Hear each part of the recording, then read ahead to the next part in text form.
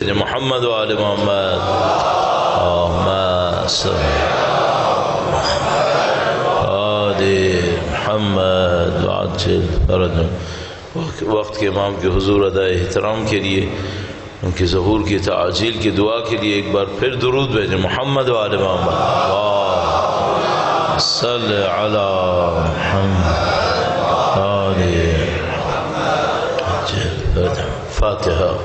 بسم اللہ الرحمن الرحیم الحمد للہ رب العالمین الرحمن الرحیم مالک یوم الدین ایاک نعبد و ایاک نستعین اهدنا الصراط المستقیم صراط الذین انعمت علیہم غیر المغضوب علیہم ولا الضالین۔ اور دیگر درود بھیجیں۔ محمد و آل محمد صلی علی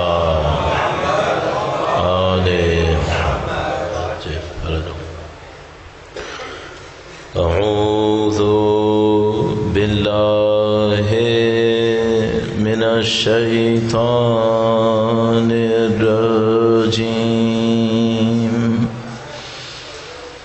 بسم اللہ الرحمن الرحیم،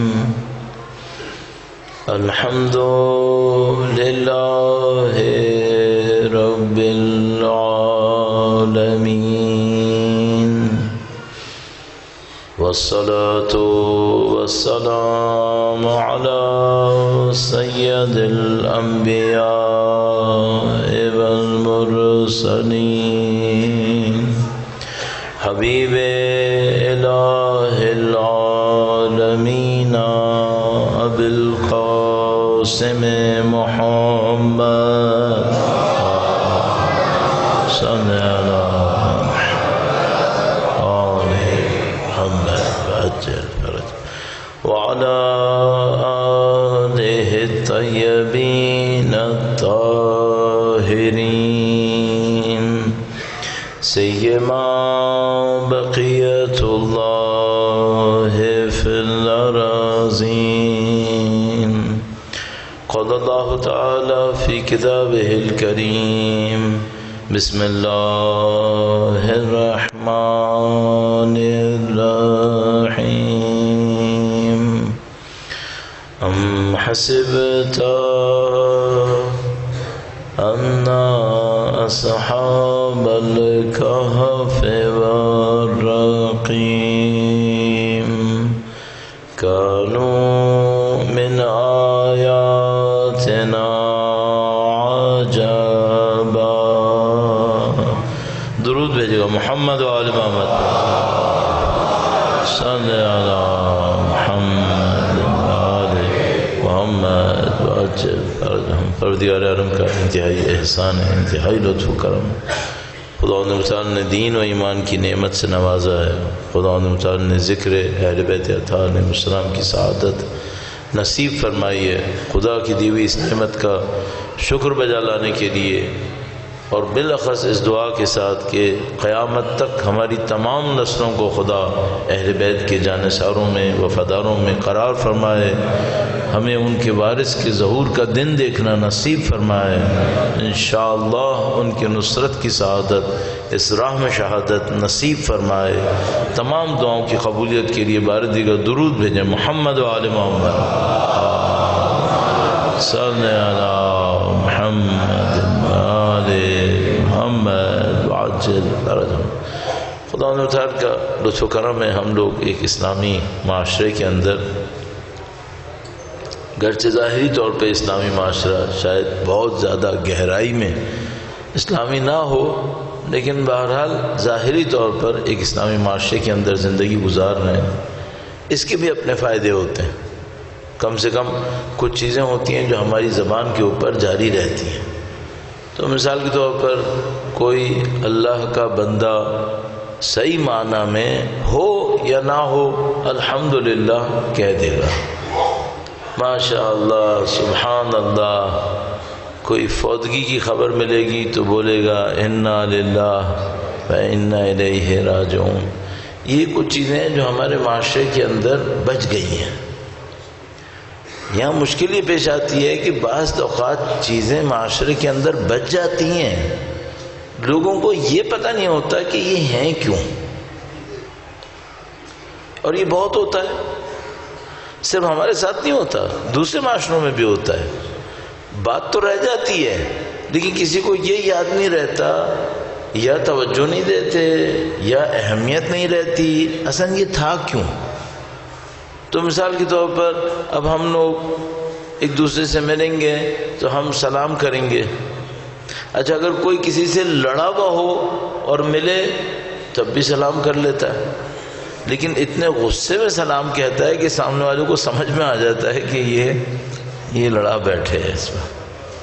تو اب سوال یہ ہے کہ بھئی جب آپ نے سلام کیا تھا تو سلام کا مطلب تھا کہ آپ کے اوپر اللہ کی سلامتی ہو، تو یوں لگتا ہے جیسے ایک دشمن دوسرے سے لڑنے کے لیے جاتا ہے تو تھپڑا مارنے سے پہلے بھی بسم اللہ کہہ دیتا ہے۔ یہ کیوں ہوتا ہے ایسا؟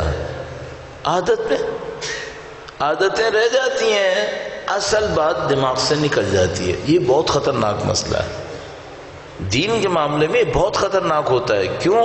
کیونکہ شاید میں نے آپ کی خدمت میں عرض کیا تھا، ایک دو نسل عادت کے اوپر چلاتی ہیں، پھر جیسے جیسے نسلیں گزرتی رہتی ہیں آہستہ آہستہ وہ جو ظاہر تھا وہ بھی ختم ہونے لگتا ہے۔ یہ بڑی مشکل ہے۔ میں ایک نشانی آپ کی خدمت میں عرض کرتا ہوں، شاید آپ کے معاشرے میں بھی ایسا ہی ہوگا، بہت ساری جگہوں پہ میں دیکھ چکا ہوں، شاید یہاں پر بھی ایسا ہی ہوگا۔ مثال عرض کرتا ہوں، درود بھیجے گا محمد و آل محمد،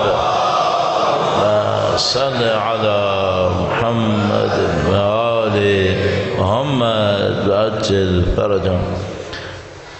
اب ممکن ہے کہ یہاں پہ ایسا نہ ہوتا ہو، میں احتیاطاً پھر بھی اپنی بچت کے لیے عرض کر رہا ہوں۔ مثلا ہوتا یہ کہ آپ گاڑی چلا رہے ہیں، آپ چورنگی پہ پہنچے ہیں، کچھ مانگنے والے گاڑی پہ آ جاتے ہیں، وہ مانگنا شروع کرتے ہیں، آپ ان کو نہیں دینا چاہ رہے تو کیا کہتے ہیں؟ اس کا مطلب ہے یہاں پر بھی یہی ہوتا ہے، صحیح ہے؟ تو آپ کہتے ہیں معاف کرو۔ اچھا اگر وہ دوبارہ مانگے تو آپ کیا کہتے ہیں؟ بھئی کہا نا معاف کرو، صحیح۔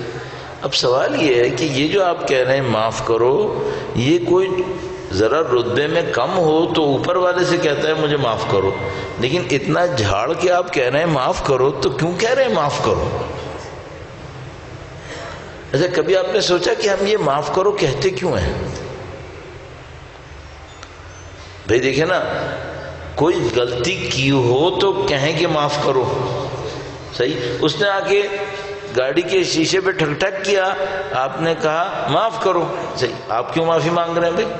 آپ نے کوئی غلطی کی ہے؟ کیا غلطی کی ہے؟ میرا پیسہ ہے میں نہیں دے رہا، یہ غلطی ہے؟ تو یہ معاف کرو کیوں کہتے ہیں؟ اور پھر معاف کرو کہنے کے لیے انسان کو کسی سے معافی مانگنی ہوتی ہے تو تھوڑا سا لہجہ نرم کرنا ہوتا ہے، یہاں تو اکڑ کے کہتا ہے کہا نا معاف کرو۔ یہ کیا ہو رہا ہے؟ یہ کیوں، یہ کیسے ہوتا ہے؟ یہ معاملہ کیا ہے؟ جملہ رہ گیا ہے، پیچھے سے فکر جا چکی ہے۔ وہ فکر کیا تھی؟ وہ کیا معاملہ تھا جس میں میں نے کہنا ہے معاف کرو جبکہ میں دینے والا تھا؟ صحیح، اس کا میں بیک گراؤنڈ عرض کروں گا۔ درود بھیجے گا محمد و آل محمد، صلی علی محمد و آل محمد عجل۔ یہ اس زمانے کی بات ہے جب کوئی مانگنے والا اگر مانگ لیتا تھا تو زندگی بھر دینے والے کا احسان مند رہتا تھا۔ ایک زمانہ تھا، اصل ایک زمانہ عرب میں ایسا تھا کہ اگر کسی کو ضرورت پڑ جاتی تھی تو وہ نہیں مانگتا تھا، ایک طرح سے خودکشی کر لیتا تھا۔ اتنا بڑا سنگین مسئلہ بن گیا تھا کہ مانگتا نہیں تھا، خودکشی کر لیتا تھا۔ اس کے مقابلے میں اسلام نے یہ کہا کہ ضرورت پڑ جائے تو مانگ لو، خودکشی کیوں کرتے ہو؟ وہ خودکشی بھی کیسے کرتے تھے؟ مثلا کوئی خاندان مصیبت میں پھنس گیا ہے، اس کے پاس کچھ نہیں ہے تو وہ کالا خیمہ لے کر صحرا میں چلے جاتے تھے، اپنے بیوی بچوں کو خیمے میں بند کرتے تھے اور خیموں کو مٹی کے نیچے دبا دیتے تھے، اس کے چادر کو۔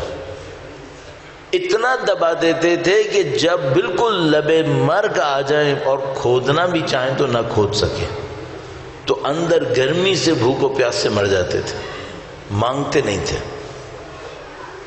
اس عالم میں اگر کوئی کسی سے مانگ لے تو کیا مطلب ہوتا تھا اس کا مطلب یہ ہوتا تھا میں نے اپنی ساری عزت، میں نے اپنا سارا شرف، اپنا وقار، اپنا احترام تمہارے ہاتھ بیچ دیا۔ مانگنے کا مطلب یہ تھا۔ تو مانگنا بہت ہی خطرناک بات تھی، کوئی نہیں مانگتا تھا۔ اگر مانگتا تھا تو اس کا مطلب یہ تھا میں گویا میں تمہارا غلام بن گیا۔ اچھا، اب سامنے والے کی ذمہ داری کیا تھی اگر کوئی مانگ لے؟ ہر صورت میں دینا ہے، ہر صورت میں دینا ہے۔ کیوں؟ اس نے آپ کو وہ مقام دیا ہے جو شاید آپ کو کوئی اور نہیں دے سکتا تھا۔ اس نے مانگ لیا، جب مانگ لیا تو اپنی عزت آپ نے آپ کے حوالے کر دی۔ اب جس سے مانگا ہے اس کی ذمہ داری تھی کہ یہ کہیں سے بھی ہو دے۔ اب اگر یہ دینے والا جس کی ذمہ داری تھی کہ دے نہ دے سکے تو وہ کیا کہتا تھا؟ معاف کرنا، مجھے معاف کر دو۔ یہ معافی کیوں مانگتا تھا؟ تم نے مجھے عزت دینی چاہی، میں عزت لینے کے قابل نہیں تھا۔ اس بات پر وہ کہتا تھا مجھے معاف کر دو۔ اب کیا ہو رہا ہے؟ نہ مانگنے والے کو کوئی شرم ہے کہ میں مانگ رہا ہوں، نہ جس سے مانگا گیا ہے وہ کوئی ذمہ داری احساس کر رہا ہے کہ میں نے دینا ہے۔ پورا کلچر، پوری تہذیب تبدیل ہو چکی ہے، کیا باقی رہ گیا ہے؟ معاف کرو، یہ باقی رہ گیا ہے۔ 2 نسل بعد کیا ہوگا؟ یہ بھی ختم ہو جائے گا۔ 2 نسل بعد یہ بھی ختم ہو جائے گا۔ یہ کب ہوتا ہے؟ یہ اس وقت ہوتا ہے جب ظاہر میں سے باطن اور فکر نکل جاتی ہے۔ تو وہ جو ظاہری چیز ہوتی ہے وہ کچھ عرصے چلتی ہے، اس کے بعد ختم ہو جاتی ہے، ختم ہو جاتی ہے۔ 1-2 مثالیں اور عرض کرنے کی کوشش کروں گا اور اس کا ایک قانون بنانے کی کوشش کریں گے۔ درود بھیجیں محمد و آل محمد پر۔ اللہم صل علی محمد و آل محمد وعجل فرجہم۔ بعض جملات ایسے ہوتے ہیں جو بہت بڑی بڑی فکروں کو اپنے اندر سمو لیتے ہیں۔ ایک جملہ ہوتا ہے فکر لے آتا ہے، عربی میں اور اردو میں بھی استعمال ہوتا ہے، کم استعمال ہوتا ہے۔ اردو میں کم استعمال ہوتا ہے، عربی میں زیادہ استعمال ہوتا ہے، فارسی میں بہت استعمال ہوتا ہے۔ اس کو کہتے ہیں شعار۔ شعار، شعار کا مطلب کیا ہوتا ہے؟ نعرہ، نعرہ۔ اردو میں بھی اور عربی اور فارسی تینوں میں استعمال ہوتا ہے ایک لفظ، اس کو کہتے ہیں شعور۔ شعور، شعور کا مطلب کیا ہوتا ہے؟ فکر، آئیڈیا، نظریہ، صحیح۔ بس ایک ہوتا ہے شعار یعنی نعرہ، ایک ہوتا ہے شعور یعنی فکر۔ اب قانون کیا ہے؟ بعض اوقات شعار رہ جاتا ہے، شعور مٹ جاتا ہے۔ شعار رہ جاتا ہے، شعور مٹ جاتا ہے۔ اگر شعار کے پیچھے شعور نہ ہو، کچھ عرصے کے بعد شعار بھی مٹ جاتا ہے۔ ان دونوں کا ساتھ ہونا ضروری ہے۔ مثلا کیا؟ بہت ساری مثالیں ہیں۔ آپ بولیں نعرہ تکبیر، زور سے نعرہ لگایا آپ نے، صحیح ہے۔ اگر شعور نہیں ہوا تو کیا ہوگا؟ کچھ عرصے کے بعد یہ نعرہ ختم ہونے لگے گا، پھر لوگ یاد کریں گے کوئی نعرہ لگتا تھا۔ یہ بہت ہوتا ہے، زبانوں کے ساتھ ہوتا ہے، ادیان کے ساتھ ہوتا ہے، تہذیبوں کے ساتھ ہوتا ہے، بہت کچھ ہوتا ہے، یاد بھی نہیں رہتا لوگوں کو وہ تھا کیا۔ تو میں اس خاطر آپ کی خدمت میں عرض کر رہا ہوں کہ دیکھیے، آپ کے پاس جو دین پہنچا ہے یہ بڑی قربانیوں کی بات پہنچا ہے۔ یہ اتنے ہلکے سستی قیمت میں نہیں ملا ہے، بہت قربانیاں دی ہیں لوگوں نے، ابھی بھی دے رہے ہیں، ابھی بھی دیتے ہیں۔ ان قربانیوں کے نتیجے میں ایک دین ملا ہے۔ اس دین کو یہ مت کرنا کہ شعار تو رہ گیا، شعور مٹ گیا، یہ نہیں کرنا ہے۔ اس کو باقی رکھنا ہے. اس کو باقی رکھنے کے لیے کیا کرنا ہے؟ سادہ سا ایک کام کرو. جب بھی دین کے نام پہ کوئی کام کرنے لگو اپنے آپ سے پوچھو میں یہ کیوں کر رہا ہوں؟ حکمت کیا ہے؟ مصلحت کیا ہے؟ اس کی وجہ کیا ہے؟ اس کا حکم دیا کیوں تھا؟ اگر آپ یہ کرتے رہے آپ کا شعور آپ کا شعار دونوں ساتھ ساتھ چلیں گے. اگر یہ نہیں کیا نعوذ باللہ تعالی شعور مٹ جائے گا، شعار رہ جائے گا اور کچھ عرصے کے بعد شعار بھی ختم ہونے لگتا ہے. اب میں ایک بہت عجیب مثال آپ کی خدمت میں عرض کر رہا ہوں اور میرا موضوع توحید ہے تو میں جہاں کہیں سے بھی شروع کرتا ہوں میں لاؤں گا توحید پر ہی تاکہ میں اپنے موضوع سے بہت زیادہ باہر نہ جاؤں. تو ایک مثال آپ کی خدمت میں عرض کروں گا. شاید آج کے زمانے کی آج کے وقت کی مثال نہیں ہے لیکن ہر سال آئے گی یہ مثال آپ کے سامنے. درود بھیجیں محمد و آل محمد پر. صلی علی محمد آل محمد وعجل فرجهم. کیا نشانی ہوتی ہے کہ شعار تو ہے اور شعور مٹ گیا؟ اس کی نشانی ہوتی ہے رسم باقی رہتی ہے فکر ختم ہو جاتی ہے. رسم باقی رہتی ہے فکر ختم ہو جاتی ہے. وہ کیسے؟ جب کوئی بہت پرانی چیز یاد کرنی ہو نا، یاد نہ آ رہی ہو تو ہمارے پاس بعض جگہوں پہ لکھا ہے کوئی بہت پرانی چیز یاد کرنی ہو یاد نہ آ رہی ہو تو بولو انا للہ و انا الیہ راجعون، یاد آ جائے گی. تو مجھے اپنے پرانے معاشرے کی کچھ چیزیں یاد کرنی ہوتی ہیں نا تو میں کہتا ہوں انا للہ و انا الیہ راجعون. ایک زمانہ تھا، وہ زمانہ کیا تھا؟ قربانی کا جانور مقدس تھا. ایک زمانہ تھا اس میں قربانی کا جانور مقدس تھا. کچھ بزرگ یہاں بیٹھے ہوئے ہیں، میں بزرگوں کے ہونے سے بہت فائدہ اٹھاتا ہوں. کیوں؟ چونکہ میں اس نسل کا جس کا میں ذکر کر رہا ہوں اور اس نسل کا جس کو میں دیکھ رہا ہوں میں بیچ میں کھڑا ہوں، میں بیچ میں لنک ہوں. اور اب ہم لوگ آخری لنک ہیں. آپ لوگ آخری لنک ہیں.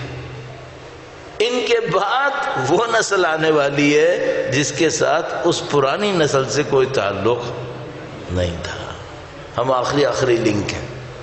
تو میں بہت ساری چیزیں اگر مجلسوں میں ایسی ہوتی دیکھتا ہوں نا جو مجھے لگتا ہے کہ ہمیں پچھلی نسل سے بالکل ہی کاٹ دیں گی تو میں فوراً روک دیتا ہوں. ان کو مجھے پتا ہے میں آخری نسل میں پچھلی نسل کے آخری لنک میں ہوں. اگر یہ بھی ٹوٹ جائے گا اور یہ بھی نہیں بولے تو پھر کوئی بولنے والا نہیں ہوگا. پھر اب میں دنیا میں کہیں بھی جاتا ہوں نا، کہیں بھی دیکھتا ہوں مثال کے طور پر کوئی بچہ کوئی بڑا بھی مثلا مجلس کے دوران کچھ کھا رہا ہے فوراً منع کرتا ہوں کیونکہ مجھے پتا ہے میں نے تو دیکھا ہے کہ یہ بات کتنی بری تھی، اگلی نسل میں بری نہیں ہوگی ہے. پھر یہاں جو مصیبت آئے گی وہ اللہ جانتا ہے. اس لیے میں فوراً منع کر دیتا ہوں. اگر میں دیکھتا ہوں کہ میں نے خطبہ پڑھا نبی کا نام آیا اور لوگوں نے سر نہیں جھکایا فوراً بولتا ہوں ہاں اللہم صلی علی محمد محمد وعجل فرج. اللہ نے فرمایا تھا کہ جب تک نبی کا نام تمہارے درمیان ہے میں تمہیں عذاب نہیں کروں گا. نبی کے نام کی برکتیں بہت ہیں. قربانی کا جو جانور تھا وہ ایک زمانے میں مقدس تھا. خدا متعال فرماتا ہے بل بودن کو ہم نے اللہ نے اپنے ناروں میں سے قرار دیا ہے. مقدس تھا. اچھا مقدس تھا کیا مطلب؟ لوگ جانور لے کے آتے تھے قربانی کا اور اس کے بعد واقعاً یہ سمجھتے تھے کہ ہم اللہ کی راہ میں کچھ قربان کر رہے ہیں. سوچتے تھے مثلا حضرت اسماعیل علیہ السلام قربان ہوئے، حضرت ابراہیم علیہ السلام نے قربانی دی، یہ سب سوچتے تھے. صحیح. میرے بچپنے میں ٹی وی پر ایک کامیڈی آئی بکرے کے نام پر، میں نام نہیں لوں گا، کامیڈی آئی بکرے کے نام پر. وہ پہلی دفعہ تھا جب اس مقدس چیز کا مذاق اڑایا گیا تھا. ہم لوگ نہیں سمجھے. ہمارے بچپنے کا دور تھا، یہ بات 70s کی ہے، لیٹ 70s ارلی 80s کی. ہم نہیں سمجھے یہ کیا ہوا. ایک کامیڈی پروگرام آیا بکرے کے لیے، عید کے بکرے کے لیے، ہم نہیں سمجھے کیا ہوا، جانے دیا تو کیا ہوا، آوے کا آوائی بگڑ گیا۔ اب کیا ہو رہا ہے؟ اب یہ ہو رہا ہے کہ جو ایک زمانے میں مقدس تھا اسے بچے لیے گلیوں میں گھوم رہے ہوتے ہیں، تالیاں پیٹ رہے ہوتے ہیں، اس کے ساتھ پتہ نہیں کیا کچھ کر رہے ہوتے ہیں، اور جب وہ جانور قربان ہو رہا ہوتا ہے نہ کوئی درود پڑھتا ہے نہ کوئی صلوات پڑھتا ہے، بچے دیکھتے رہتے ہیں، ادھر ادھر گھومتے رہتے ہیں۔ زیادہ سے زیادہ کیا کرتے ہیں لوگ؟ صرف یہ پوچھتے ہیں کتنے کا لیا، کتنا گوشت نکلا۔ اللہ کی راہ میں قربانی اس کو کہتے ہیں؟ یہ اللہ کی راہ میں قربانی ہے؟ یہ کیا ہے؟ یہ ہے کہ جناب رسم تو رہ گئی ہے، فکر مر گئی ہے، ختم ہو گئی۔ اچھا اب میں آپ سے ایک سوال پوچھتا ہوں، یہ قربانی توحید سکھائے گی؟ نہیں۔ یہ کہاں سے توحید سکھائے گی؟ کون سی قربانی توحید سکھاتی؟ میں مولا کے جملوں سے قربانی کی وہ مصلحت عرض کرتا ہوں جو توحید سکھاتی ہے۔ درود بھیجیں محمد و آل محمد، صلی علی محمد و آل محمد وعجل فرجہ۔ مولا نے فرمایا جب تم جانور کو قربان کرو، لب لباب، امام نے فرمایا جب تم جانور کو قربان کرو تو یہ کہنا خدایا آج تو میں تیری خاطر جانور قربان کر رہا ہوں، کل ضرورت پڑی تو اپنے آپ کو قربان کروں گا۔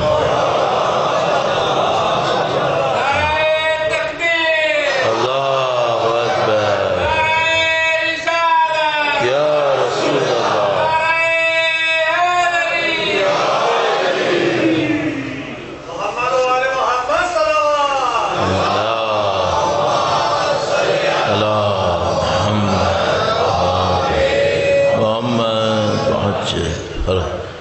امام نے فرمایا تم یہ کہنا، تم سوچنا کہ اے اللہ آج تو تیری راہ میں یہ جانور قربان کر رہا ہوں، کل ضرورت پڑی تو اپنے آپ کو قربان کروں گا۔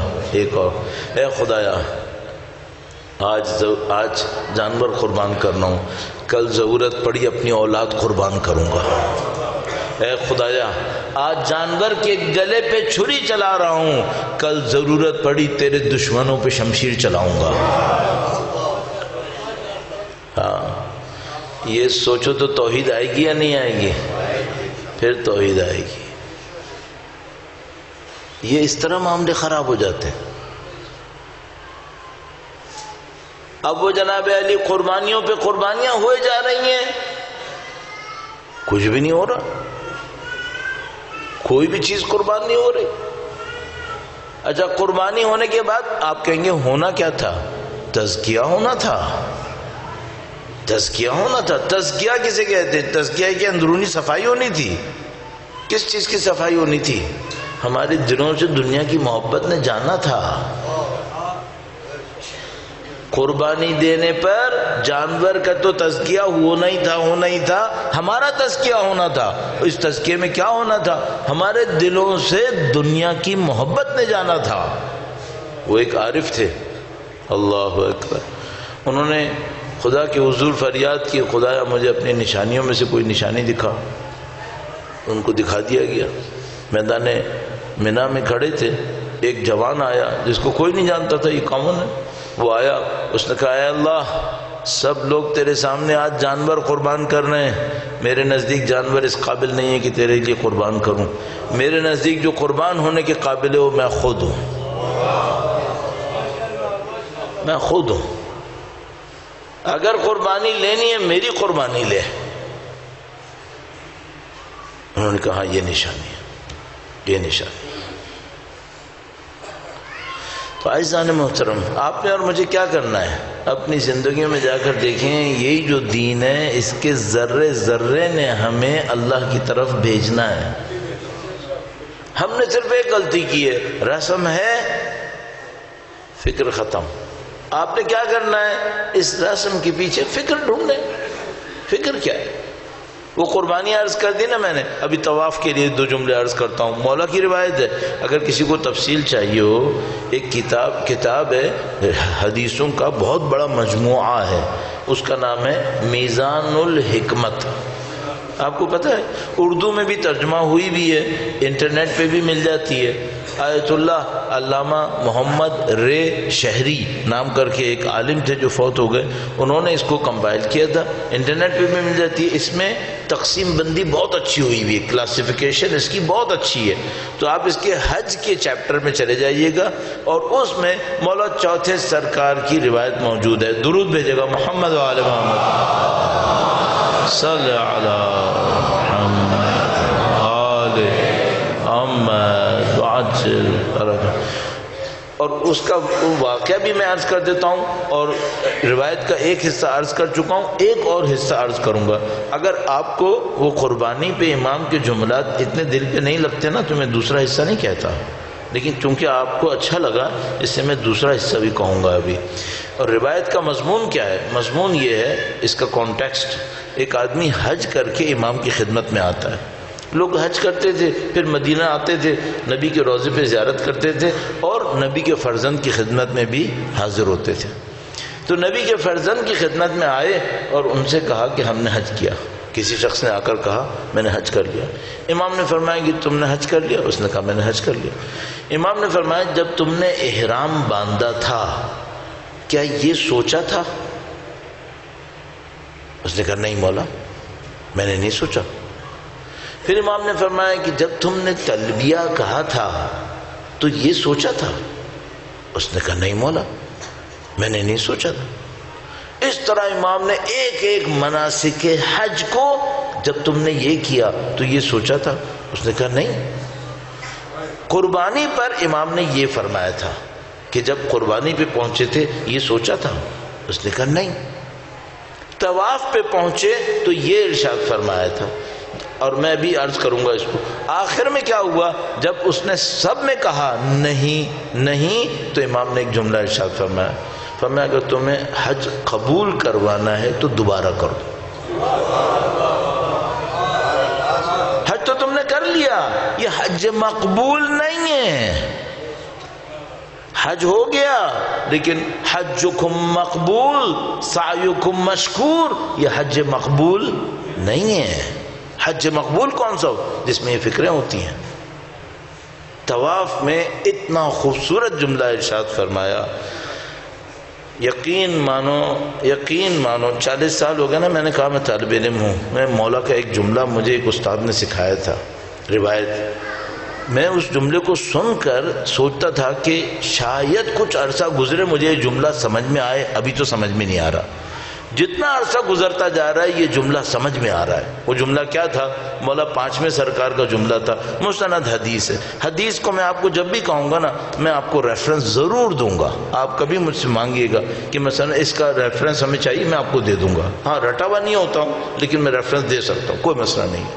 تو اس سے آپ مطمئن رہیے گا، بے بنیاد حدیث نہیں پڑھوں گا آپ کے سامنے، صحیح ہے۔ مولا پانچویں سرکار کی حدیث ہے، امام نے فرمایا شرقوا ام غربوا لن تجدوا علما نافعا الا عندنا، تم مشرق میں جاؤ یا مغرب میں جاؤ فائدے مند علم ہمارے سوا کہیں نہیں ملے گا۔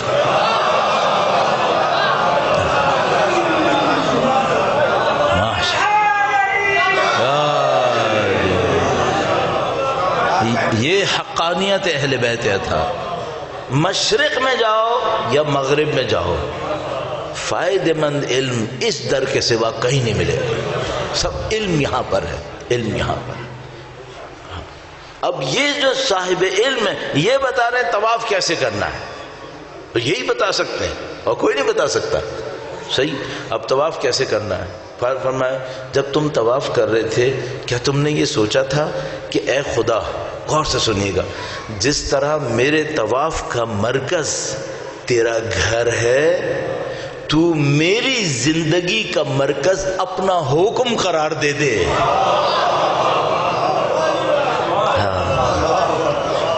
کہ جس طرح آج میں طواف کر رہا ہوں اور تیرا گھر میرے طواف کے مرکز میں آ گیا ہے، اے خدا تو مجھے ایسا بنا دے میری زندگی تیرے حکم کے اوپر گھومتی رہے۔ یہ توحید ہے، یہ توحید ہے۔ اب توحید کیا ہوئی؟ توحید یہ ہوئی کہ میری اور تمہاری زندگی کہے نہیں کرے انا للہ و انا الیہ راجعون، ہم سب اللہ کے لیے اور اسی کی طرف پلٹ کے جانا ہے۔ کہو نہیں، کرو، کر کے دکھاؤ، یہ ہم سے چاہیے۔ ہم سمجھ رہے ہیں دین کہنے کا نام ہے، نہیں، کہنا نشانی ہوتی ہے، اصل اندر ہوتا ہے، اصل اندر ہوتا ہے۔ جو کہہ رہے ہو وہ کر کے دکھاؤ۔ اگر کہہ رہے ہو الحمدللہ، یہ بتاؤ تم واقعاً شاکر بندے ہو یا نہیں ہو؟ واقعاً شاکر ہو یا نہیں؟ شکر کا لفظ کہنا تو آسان ہے بھائی، تو آپ کو توحید سیکھنی ہے، یہ سیکھنا پڑے گا، یہ سیکھنا پڑے گا۔ اب یہاں پہ ایک سوال ہو سکتا ہے، کوئی مجھ سے کہہ سکتا ہے مولانا یہ الیہ راجعون کیسے ہوتا ہے؟ بعض اوقات تو ہم سے کوئی پوچھتا بھی نہیں ہے، جو ہم سے پوچھتے ہیں وہ کیا پوچھتے ہیں؟ بس ایسے ایسے سوال کے بعض اوقات کہتا ہے انسان اس سوال سے تمہیں کیا ملنے والا ہے؟ وہ پوچھو جس سے تمہاری زندگی بدلے گی۔ اتنی دفعہ بولتے ہو زندگی میں انا للہ و انا الیہ راجعون، یہ پلٹنا کیسے ہوتا ہے؟ یہ پلٹنا کیسے ہوتا ہے؟ صحیح۔ اب میں اس کو تھوڑا سا عرض کرتا ہوں کہ بھئی یہ جو ہمارا وجود ہے یہ سب خدا کی طرف بڑھ رہے ہیں۔ کیسے بڑھ رہے ہیں؟ کل آپ کی خدمت میں عرض کیا تھا کہ ہمارا اسماء الحسنی کے ساتھ رابطہ کیا ہے، کل عرض کیا تھا۔ اب یہ پلٹنا کیا ہوگا؟ پلٹنا کیا ہوگا؟ اچھا اب تھوڑا سا مختصر، بالکل مختصر کرتے ہوئے، یہ جو ہم لوگ زندہ ہیں، کیا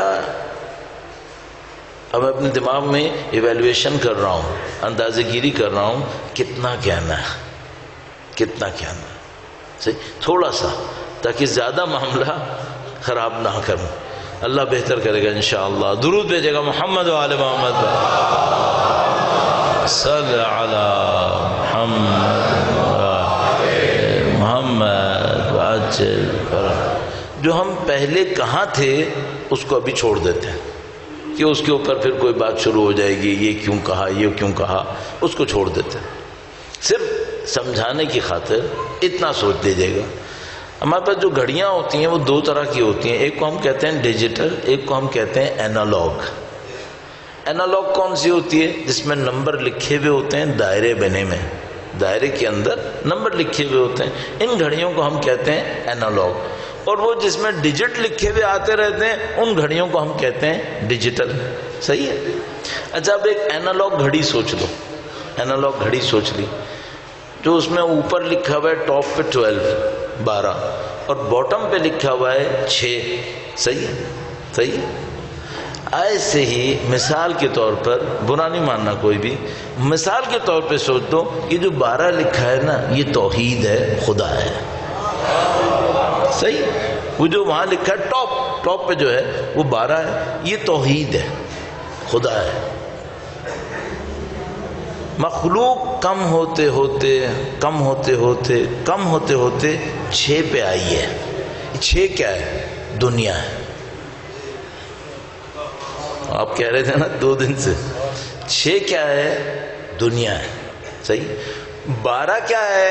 12 خلقت کا اعلیٰ ترین مرحلہ ہے، جو خدا ہے، جو خدا ہے، یعنی وہ خلقت یعنی خالق ہے، خالق اپنے اعلیٰ ترین مرحلے میں وہ ٹاپ پر، صحیح۔ مثال میں ہماری گھڑی کے 12، اس کے بعد مخلوقات ہیں جو 1 ہے، 2 ہیں، 3 ہیں، 4 ہیں، 5 ہیں، آخر میں آ کر جو سب سے گندی جگہ ہے، سب سے پست جگہ ہے، نظام وجودی میں خدا سے سب سے دور ہے، وہ یہ دنیا ہے۔ آپ دعائے ندبہ پڑھتے ہیں، دعائے ندبہ کے اندر آتا ہے الدنیا دنیا۔ دنیا کا مطلب کیا ہے؟ پست۔ دنیا کا مطلب کیا ہے؟ پست۔ اس کی پستی کیا ہے؟ یہ خدا کے فیوز و برکات سے ظاہری طور پر انتہائی دور ہے۔ کیسے؟ بس دیکھو سادہ سی بات ہے، اس دنیا کے اندر جو سب سے طاقتور ہیں وہ کبھی فرعون ہے، کبھی نمرود ہے، کبھی قارون ہے. اور اللہ کے نبی نے ایک جملہ ارشاد فرما دیا عجیب. اللہ کے نبی نے ارشاد فرمایا اگر دنیا کی حیثیت خدا کے نزدیک مچھر کے پر کے برابر بھی ہوتی تو کافروں کو نہ دیتا. فرعون کو کیوں دی جبکہ خدا کا دشمن تھا؟ کیونکہ دنیا کی حیثیت ہی نہیں. نبی نے فرمایا دنیا کی کوئی حیثیت ہوتی نا تو یہاں کافروں کو ذرہ نہ دیتا. اگر دنیا کی ذرہ برابر بھی اللہ کے نزدیک کوئی حیثیت ہوتی کافروں کو نہ دیتا. اور اس دنیا کے اندر بھر بھر کے اس نے کافروں کو دے دیا. ایک موقع پہ قرآن کریم میں ارشاد فرماتا ہے تمہاری گمراہی کا خطرہ نہیں ہوتا نا تو میں ان کی چھتوں کو سونے کا بنا دیتا. یہ دنیا رحمت خدا سے اتنی دور ہے کہ خدا فرما رہا ہے کہ اگر مجھے تمہاری گمراہی کا خطرہ نہ ہوتا تو میں تو ان کی چھتوں کو سونے کا بنا دیتا، ان کی سیڑھیوں کو چاندی کا بنا دیتا. مجھے تو ڈر تھا کہ میں ان کو اتنا دوں گا تو تم گمراہ ہو جاؤ گے. یہ دنیا ہے. صحیح. اچھا اب سوال یہ جو اللہ کا بندہ ہے وہ دنیا میں خوش رہتا ہے؟ الدنیا سجن المومن. دنیا مومن کے لیے زندان ہے، قید خانہ ہے. یہاں خوش نہیں رہتا. وہ یہاں سے کیا کوشش کرتا رہتا ہے؟ یہاں سے جلدی جاؤ، یہاں سے جان چھوڑاؤ، یہاں سے جاؤ. یہاں رکتا ہے تو کیوں رکتا ہے؟ مولانا نے فرمایا صرف ایک وجہ سے رکتا ہے. وہ اس نے دنیا کو مومن نے، غور سے سنی، مومن نے دنیا کو بازار بنایا ہے. بازار متجر بازار. ارے مومن بازار؟ امام نے فرمایا ہاں مومن نے دنیا کو بازار بنایا ہے. وہ اس بازار میں بیٹھ کے خدا کو اپنی جان اور اپنا مال بیچتا ہے.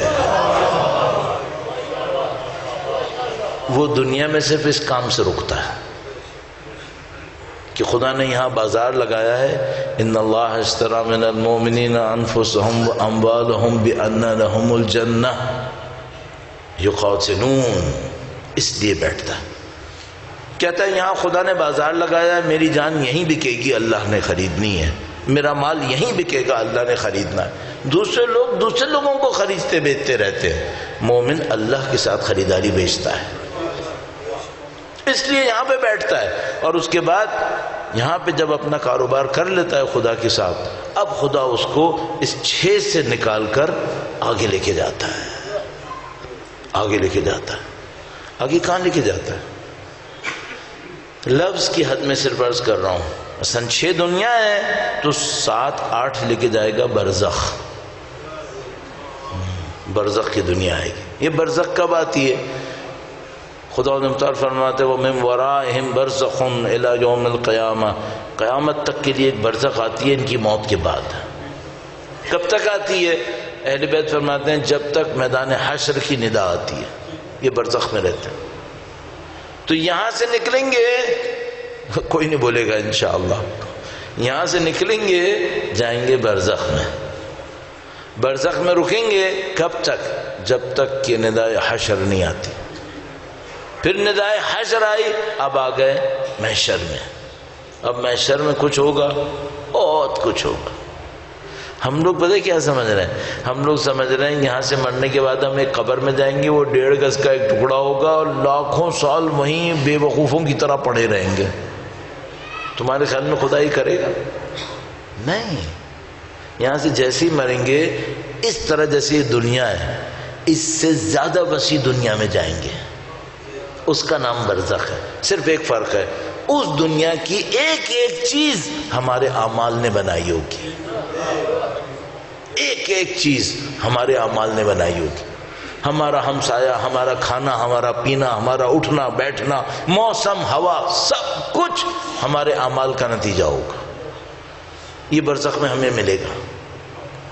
پھر اس برزخ میں رہیں گے. اس برزخ میں جن لوگوں نے مزید دھلنا ہے وہ دھلائی ولائی ہو کر صاف ہو جائیں گے. ہاں تو برزخ در حقیقت ایک ہاسپٹل ہے. ان لوگوں کے لیے جن کی بیماری موت تک نہیں آئی ہے. بس روایت ہے 2 گروپ برزخ میں نہیں رکیں گے. ایک وہ جو اتنے اچھے ہیں جن کو کوئی بیماری نہیں ہے، ان کی 3 دن کی برزخ ہوگی، محشر میں جائیں گے. اور ایک گروپ وہ ہے جن کی بیماری اتنی گندی ہے، یہ مردہ ہیں، ان کا کوئی علاج ممکن نہیں ہے، یہ بھی سیدھے محشر میں جائیں گے. برزخ میں کون جائے گا؟ جو بیچ بیچ کے لوگ ہیں، یہ اپنی بیماریوں کا علاج کرنے برزخ میں جائیں گے. کچھ ان کی دھلائی ہوگی، کچھ ان کی ٹھکائی ہوگی، کچھ ان کی جلائی ہوگی.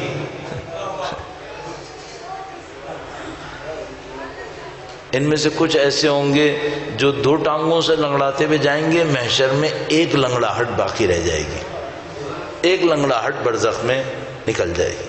کچھ ایسے ہوں گے جو 2 آنکھوں سے اندھے جائیں گے، محشر میں کٹ کٹ کے پٹ پٹ کے ایک آنکھ واپس آ جائے گی، ایک آنکھ اندھے محشر میں کھڑے ہو جائیں گے.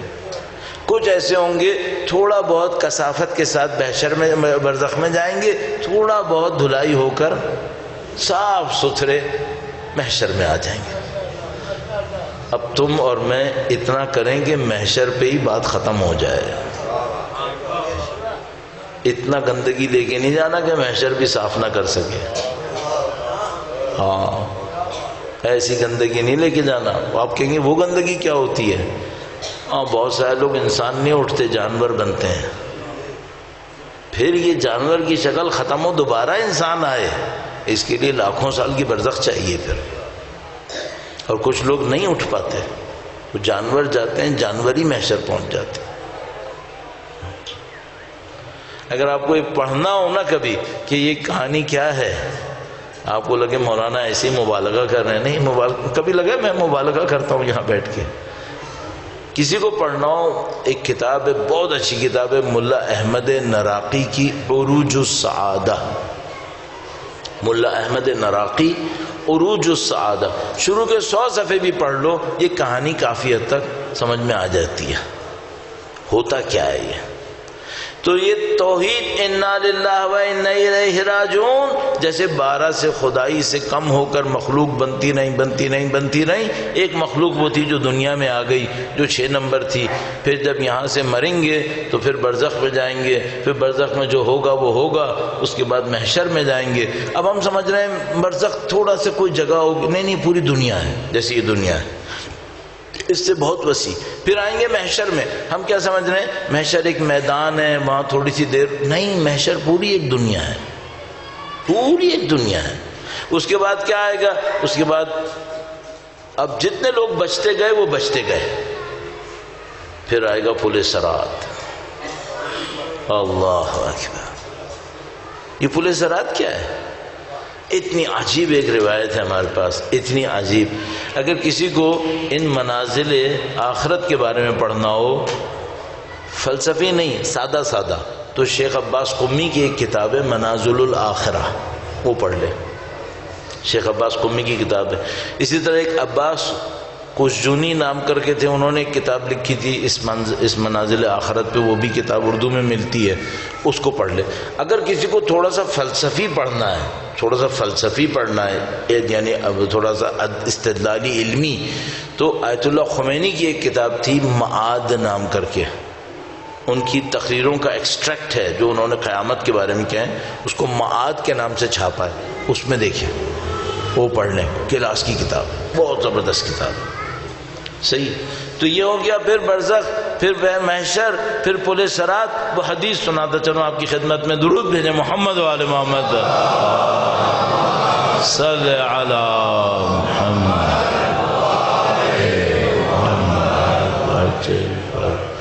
تو مثال کے طور پر پوچھا کہ یہ پل صراط پہ سے گزرنا مشکل ہے؟ امام نے فرمایا کچھ کے لیے مشکل ہے، کچھ کے لیے آسان ہے.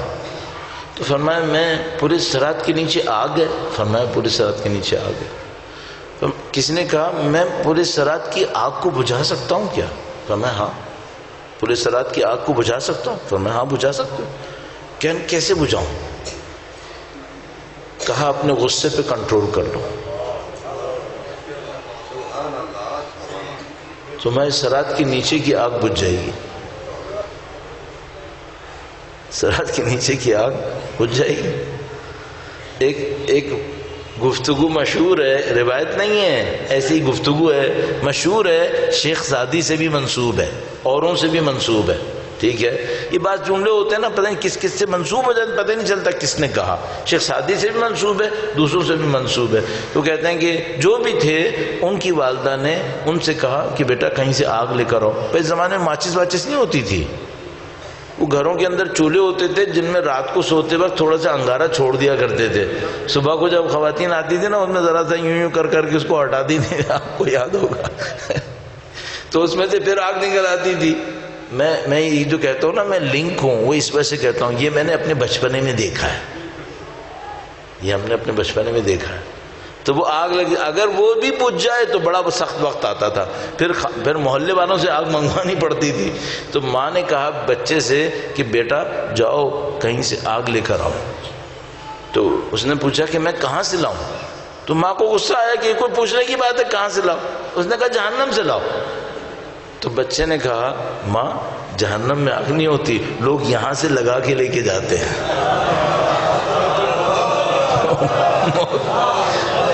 جہنم میں آگ نہیں ہوتی، لوگ یہاں سے لگا کے لے کے جاتے ہیں.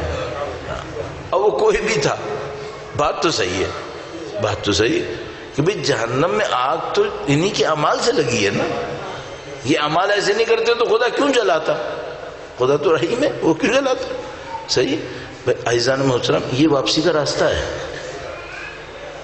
یہ الہی راجعون ہے.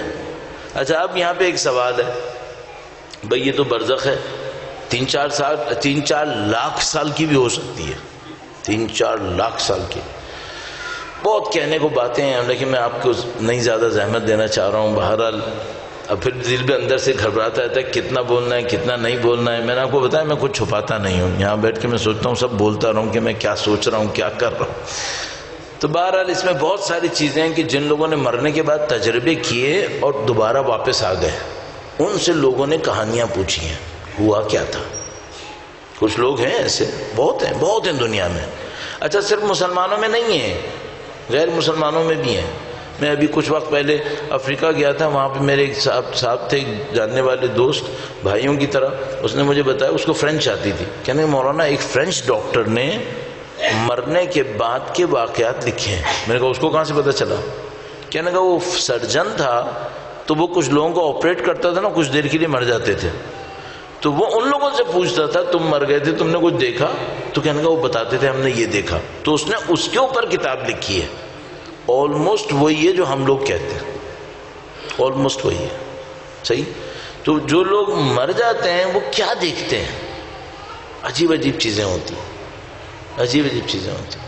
لیکن بہرحال کچھ لوگوں کو ان سختیوں کو نہیں جھیلنا ہوتا. کچھ لوگ اتنے خوش قسمت ہوتے ہیں، اتنے خوش قسمت ہوتے ہیں، وہ یہاں دنیا میں رہتے ہیں، یہاں کا کام بھی نپٹا لیتے ہیں، برزخ کا کام بھی نپٹا لیتے ہیں، محشر کا کام بھی نپٹا لیتے ہیں، سیدھے جنتوں میں جاتے ہیں.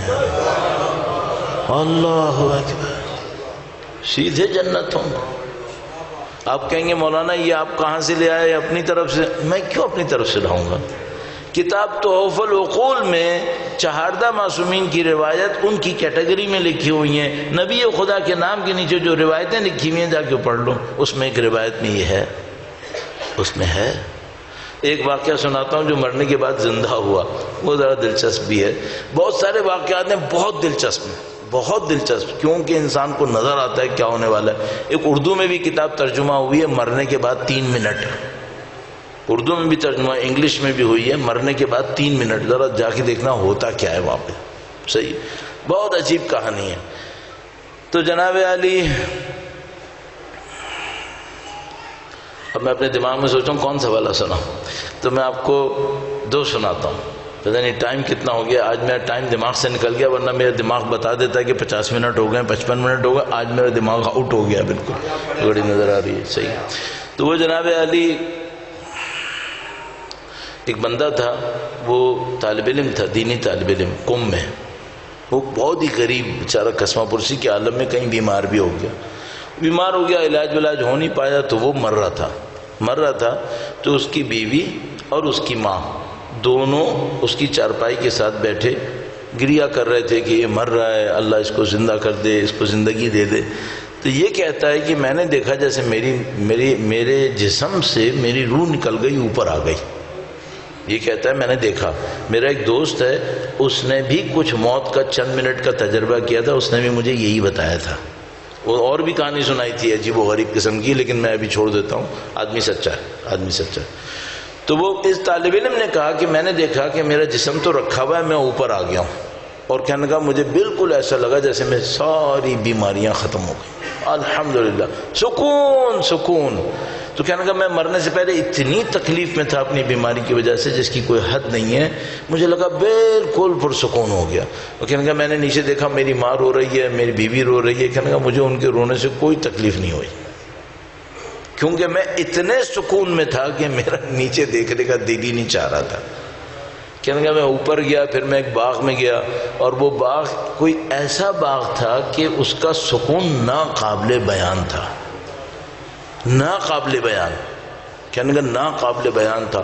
اور میں اس باغ میں کھڑے ہو کر مزے لے رہا تھا کہ یہ میں کہاں آ گیا ہوں، اتنی پرسکون جگہ ہے. اچانک ایک آدمی آیا اور اس نے مجھ سے کہا تمہیں واپس جانا ہے. کہنے لگا نہیں، میں نے نہیں جانا، مجھے یہی رہنا ہے. تو اس نے کہا نہیں تمہیں واپس جانا ہے. تو اس نے کہا کیوں واپس جانا ہے؟ کہنے لگا تمہاری زوجہ نے اللہ سے گڑ گڑا کے کوئی دعا مانگی ہے، تمہیں نیچے جانا پڑے گا. کہنے لگا مجھے اپنی بیوی سے اتنی نفرت آئی کہ اس نے مجھے مرنے کے بعد بھی نہیں چھوڑا ہے. کہنے لگا اب بیوقوف آدمی وہ تیرے لیے مر رہی ہے، بیچاری دعا مانگ رہی ہے. کہنے لگا میں اتنے سکون میں تھا کہ مجھے بیوی سے نفرت آئی کہ اس نے مجھے کہاں گھسیٹ دیا واپس. اچھا بنا میں وہاں پہنچ گیا تھا. کہنے لگا تھوڑی دیر میں نیچے آ گیا، پھر وہی زندگی، پھر وہی مصیبت شروع. یہ ایک بات ہے. دوسرا ایک بندہ تھا، وہ دیکھتا ہے کہ بندے خدا تھا، وہ جا رہا تھا تو اس نے دیکھا ٹریفک میں، اس نے رائٹ پہ دیکھا ایک اور گاڑی کھڑی تھی، اس میں میاں بیوی جھگڑ رہے تھے، میاں بیوی جھگڑا کر رہے تھے. پیچھے ان کے ایک بچی بیٹھی ہوئی تھی. وہ بچی بیچاری جھگڑے میں، ماں باپ کے جھگڑے میں بیچاری سہمی پڑی تھی. یہ جو بندہ ڈرائیونگ سیٹ پہ تھا، اس نے دیکھا، اس نے کہا یہ پتہ نہیں کیا مصیبت میں بیٹھے ہوئے. اس نے اس بچی کی طرف دیکھ کر تھوڑا سا مسکرانے کی کوشش کی تاکہ اس بچی کو جو سہمی بیٹھی ہے تھوڑا سا ہنسائے. پہلی دفعہ اس بچی نے دیکھا کہ یہ اس کو ہنسانے کی کوشش کر رہا ہے تو وہ سمجھی نہیں. تو دوبارہ اس نے اس کو دیکھا، اس کو تھوڑا سا اور ہنسانے کی کوشش کی تو وہ بچی تھوڑی سی مسکرائی.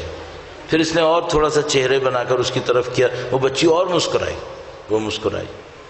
وہ بچی ہنسنے لگی. جب وہ ہنسنے لگی تو اس کے جو ماں باپ لڑ رہے تھے انہوں نے پیچھے مڑ کے دیکھا کہ بچی ہنس رہی ہے.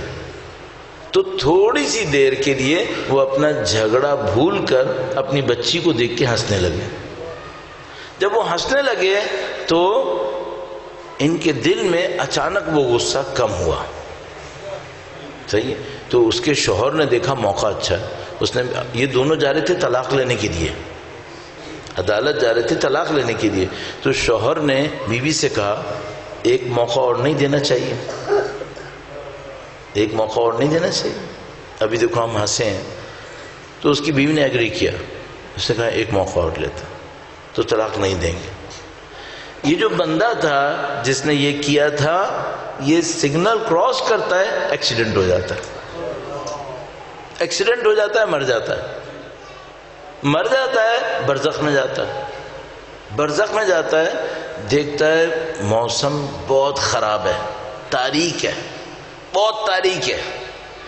اچانک دیکھتا ہے کہ سب کچھ صحیح ہو گیا، سب کچھ صحیح ہو گیا.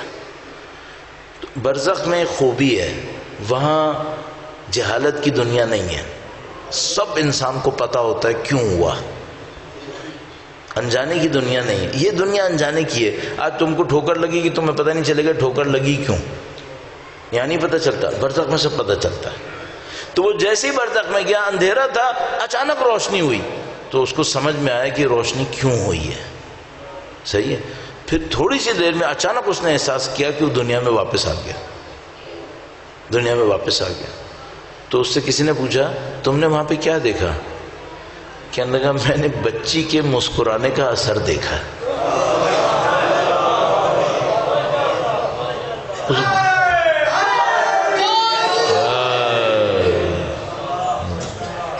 یہ اہل بیت ہیں جنہوں نے ہمیں بتایا کہ برزخ ہے. ہمیں پتہ نہیں چلتا، اندھے مر جاتے ہم. اس نے کہا میں نے بچی کے مسکرانے کا اثر دیکھا. کہ نہیں کیا اثر دیکھا؟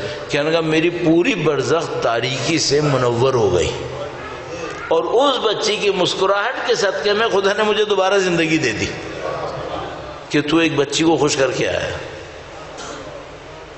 یقین مانو جنت کمانا، خدا کی خوشی کمانا اتنا آسان ہے، ہم نے مشکل بنا دیا. خدا کی مشکل رضا کمانا مشکل نہیں ہے. کیوں؟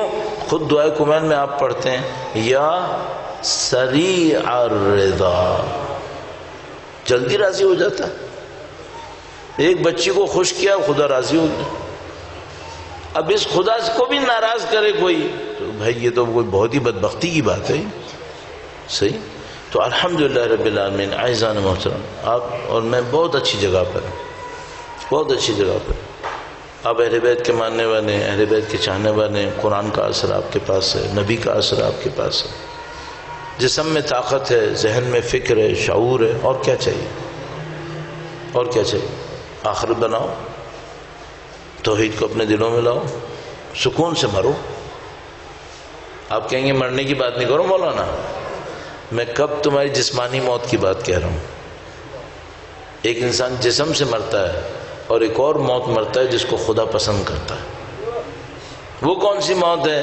روایت میں ہے موتو قبل ان تموتو، مرو اس سے پہلے کہ تمہیں موت آ جائے. ہاں، ایک اختیاری موت ہوتی ہے، وہ اچھی ہوتی ہے. اس پہ کبھی عرض کروں گا انشاءاللہ کل آپ کی خدمت میں اگر موقع ملا. الحمدللہ رب العالمین، خدا کا لطف ہے، خدا کا احسان ہے. میں بہت دفعہ بار بار کچھ جملے کہتا ہوں، بس ہر مجلس کے شروع میں خدا کا شکر کرتا ہوں کہ اس نے ہمیں ذکر حسین نصیب کیا. ایک جملہ بغیر کسی تکلف کے کہوں گا. آپ سب کو پتہ ہے، میں دہرا کر اپنے دل کو ٹھنڈا کرنا چاہ رہا ہوں. ہمیں نہیں پتہ ان آنسوؤں کی قیمت کیا ہے، ہمیں نہیں معلوم. حقیقت یہ ہے، ہمیں نہیں معلوم. اللہ جانتا ہے، اللہ جانتا ہے. ہمارے پاس بہت ساری روایتیں ہیں، بہت ساری روایتیں. ایک آدمی تھا، وہ مدینے میں آیا، بدو تھا. اس کو نہیں پتا تھا اللہ کے نبی کا طریقہ کار کیا ہے، اللہ کے نبی کیسے بات کرتے ہیں، کس کی سنتے ہیں، اسے کچھ نہیں پتا تھا. ڈرتا بھی تھا کہ میں کوئی غلط حرکت نہ کر بیٹھوں. تو اس نے کسی سے پوچھا کہ مجھے اللہ کے نبی سے ایک کام کہنا ہے، کیا کروں؟ اس نے کہا تمہیں کیا، یہ اللہ کے نبی ہیں، جاؤ تم ان سے کہہ دو، وہ کر دیں گے. کہنے لگا نہیں، کوئی اور خاص بات ہوتی ہے. لوگوں نے کہا کوئی خاص بات کی ضرورت نہیں، جاؤ اللہ کے نبی ہیں، کر دیں گے. کہنے لگا نہیں میں دیکھتا ہوں. تو وہ دیکھنے رہا تھا، تو اس نے ایک دن دیکھا کہ اللہ کے نبی سید الشہداء امام حسین کو اپنے کندھوں پہ بٹھا کے لا رہے. اس نے دیکھا امام حسین کو کندھوں پہ بٹھایا ہوا تھا. بڑے پیار سے اللہ کے نبی اپنے نواسے کو دیکھتے تھے، خوش ہوتے تھے. اس نے دیکھا، کہنے لگا میرا تو مسئلہ حل ہو گیا، میرا تو کام حل ہو گیا. پھر ایک دن سید الشہداء ایک جگہ پہ تشریف فرما تھے، تنہا تھے. ان کے پاس آیا، کہنے لگا نواسے رسول مجھے آپ کے نانا سے ایک کام کہنا ہے، آپ میری سفارش کر دیں گے؟ امام حسین نے کہا میں کروں گا. بچے امام حسین کہا میں سفارش کروں گا تمہاری. کہنے لگا کیا میں آپ کا ہاتھ پکڑ کے لے چلوں؟ امام کا ہاتھ پکڑ کے لے چلوں. تو اس نے سید الشہداء کا ہاتھ تھاما. کہیں پہ شاید آپ کو کسی روایت میں مل جائے کہ گود میں لیا، میں نہیں جانتا. بہرحال وہ ہاتھ تھاما، اس نے رسول خدا کے پاس آیا. رسول خدا نے دیکھا کہ میرے نواسے کو لے کر آیا ہے. رسول خدا سے کہنے لگا اے اللہ کے نبی، آپ کو آپ کے نواسے کا واسطہ.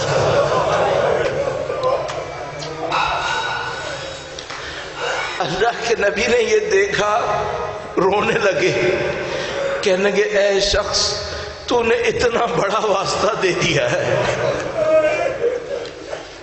اب تیری کوئی بات رد نہیں ہو سکی، اب تجھے جو مانگنا ہے مانگ لے، تو نے میرے حسین کا واسطہ دے دیا مجھے۔ یہ امام حسین کا مقام۔ ایسے ایک روایت اور عرض کروں گا، بس یہی مصائب ہے، بڑی عجیب روایت ہے۔ اس روایت کا کچھ حصہ کچھ کتابوں میں، کچھ حصہ کچھ کتابوں میں، کہیں تفصیل کہیں مختصر، اہل تسنن تشیع سب کے اندر کچھ نہ کچھ ذکر موجود ہے، کچھ نہ کچھ ذکر موجود ہے۔ واقعہ کیا ہے؟ واقعہ یہ ہے کہ اللہ کے نبی تشریف فرما ہوئے گویا بی بی ام سلمہ سلام اللہ علیہا کے گھر پر تشریف فرما ہوئے، ام المومنین کے گھر پر، اور فرمایا کہ میں کچھ دیر آرام کروں گا، اگر کوئی ملنے کے لیے آئے اس سے کہنا بعد میں آئے۔ رسول خدا استراحت فرماتے ہیں، تھوڑی سی دیر گزری تھی، بی بی ام سلمہ سے کہتے ہیں کہ بی بی کیا میرا حسین کہیں رو رہا ہے؟ یا فرمایا میرا حسین رو رہا ہے؟ بی بی نے فرمایا آپ کا نواسا امام حسین رو رہے۔ کہا وہ کیوں رو رہے ہیں؟ کہا وہ آئے تھے، میں نے ان سے کہا کہ آپ نے کہا ہے تھوڑی دیر میں آئے، وہ پھر آئے، میں نے کہا تھوڑی دیر میں آئیے گا، تیسری دفعہ پہ برداشت نہ کر سکے، رونے لگے۔ اللہ کے نبی نے فرمایا ام سلمہ دوسروں کا معاملہ کچھ اور ہے، حسین کا معاملہ کچھ اور، حسین کا معاملہ کچھ اور ہے، حسین کو میرے پاس لے کر آؤ۔ بی بی تشریف فرما ہوئی، سید الشہداء کو لیا، رسول گرامی کے پاس تشریف لائی۔ اللہ کے نبی نے امام کو اپنے سینے سے لگا لیا، بہت مسکرائے، مسکراتے رہے، پھر اچانک رونا شروع کر دیا، پھر اچانک اللہ کے نبی نے رونا شروع کر دیا، ام سلمہ نے بھی رونا شروع کر دیا، بی بی ام سلمہ نے بھی گریہ کیا۔ پھر بی بی ام سلمہ نے پوچھا سلام اللہ علیہا، اللہ کے نبی آپ مسکرا رہے تھے حسین کے آنے سے، پھر اتنا گریہ کیوں کیا؟ کہا میرا حسین میدان میں اکیلا رہ جائے گا، ظالم اسے مارتے ہوں گے، کوئی اس کا ساتھ دینے والا نہیں ہوگا۔ بی بی ام سلمہ رو پڑی، بہت روئی، پھر کہا ہے اللہ کے نبی جب حسین ایسے ہوں گے تو ہمیں کیسے پتہ چلے گا کہ حسین پر یہ مصیبت ٹوٹ گئی ہے؟ اللہ کے نبی نے ہاتھ اٹھایا، ایک مٹی ہاتھ میں آئی، ایک مٹی ہاتھ میں آئی، بی بی ام سلمہ کو دی، کہا ام سلمہ اس مٹی کو سنبھال کے رکھ لو، جب میرے حسین پر وہ وقت آئے گا یہ مٹی اپنا رنگ بدل دے گی، تمہیں پتہ چل جائے گا کہ میرے حسین پہ وقت آ گیا ہے۔ بی بی کہتی ہے میں نے وہ مٹی اٹھا کر سنبھال کے رکھ لی، بعض روایتوں میں ہے کہ ایک شیشے کے اندر رکھ لی۔ بی بی فرماتی تھیں جب حسین مدینے سے جا رہے تھے تو مدینہ ایسے رویا جیسے نبی کے جانے پہ رویا تھا، بہت رویا مدینہ۔ پھر رسول خدا کے نواسے نے الوداع کر لیا۔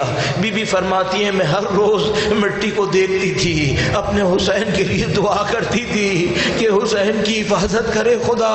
فرمایا اسی طرح دن گزرتے چلے گئے، محرم کا مہینہ آ گیا، پھر محرم کے دن گزرے، فرمایا عاشور کا دن آ گیا، فرمایا عاشور کا دن تھا، صبح سے طبیعت گھبرائی ہوئی تھی، حسین کی یاد بار بار آتی تھی، فرمایا ظہر کی نماز پڑھی، حسین کی یاد بہت آتی تھی، مٹی کو اٹھا کے دیکھا، پھر تھوڑی دیر کے لیے گویا آنکھ لگ گئی، فرمایا میں نے رسول خدا کو دیکھا، امامہ اتارا ہوا تھا، آستینیں پلٹی ہوئی تھی، لباس پہ کہیں خون تھا کہیں خاک تھی، فرمایا ام سلمہ غضب ہو گیا، میرا حسین مارا گیا۔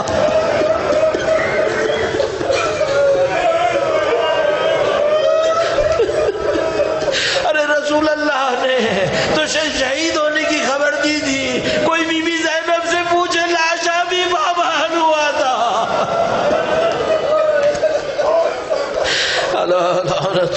على القوم الظالمين وسيعلم الذين ظلموا أي منقلب ينقلبون. پروردگارا تجھ واسطہ نبی اولاد نبی کا قرآن کریم کا واسطہ اس خلیل کو اپنی بارگاہ میں قبول فرما. اے خدایا ہمیں دنیا اور آخرت میں سید الشہداء کی شفاعت نصیب فرما.